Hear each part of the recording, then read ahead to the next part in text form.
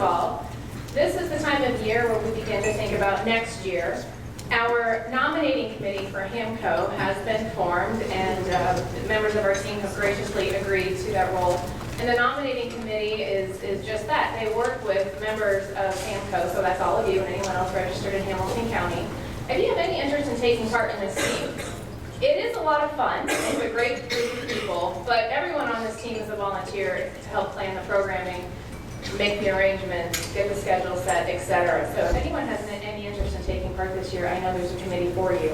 Our nominating team this year, it will be coordinated by Wendy Viverito, who is our most recent past chair. She's not here today, but we also have a few members here. We have Becky Blossom in the back of the room, Jenna Majors, and Mary Johnson here too.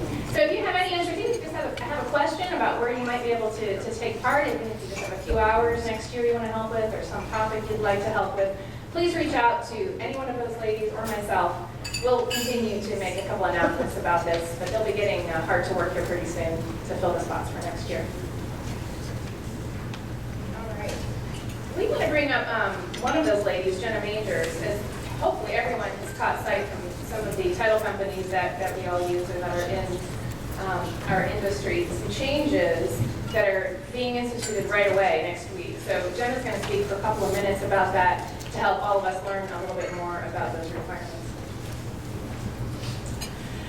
Yes, I'm here to draw your attention to the flyer that's on your table about Senate Enrolled Act 370. This is a new bill that was passed pretty quickly, and because of the little break of the Senate, they did not enact a later start date. So basically what the act says is all title insurance underwriters must file their rates by midnight of July 1st.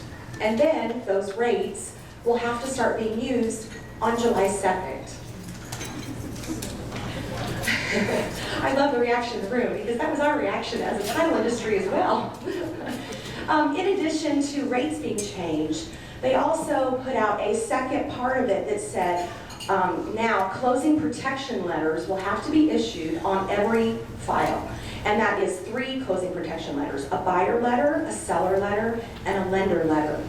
Right now we've contacted 5 of our different underwriters, and for the most part every one of them has said there is a $25 fee for each of those letters. So beginning July 2nd, you're going to start seeing on your HUD-1 settlement statements those additional charges. So 25, buyer, lender will follow the buyer, 25 to a seller. So on your good faith estimates that you're preparing right now, you may want to start putting those amounts in there because you're going to see them pop up pretty quick. Rates, again, are going to be a little bit of a mystery for a while. If you'll just please bear with the entire industry and know that we're all in this together and we're all trying to get the best available information to you as fast as we can. So thank you.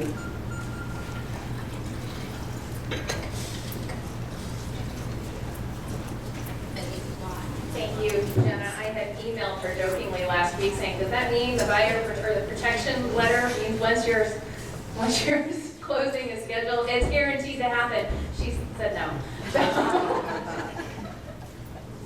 All right, we're going to get into our topic today. Our topic today is succeeding in the early years and beyond.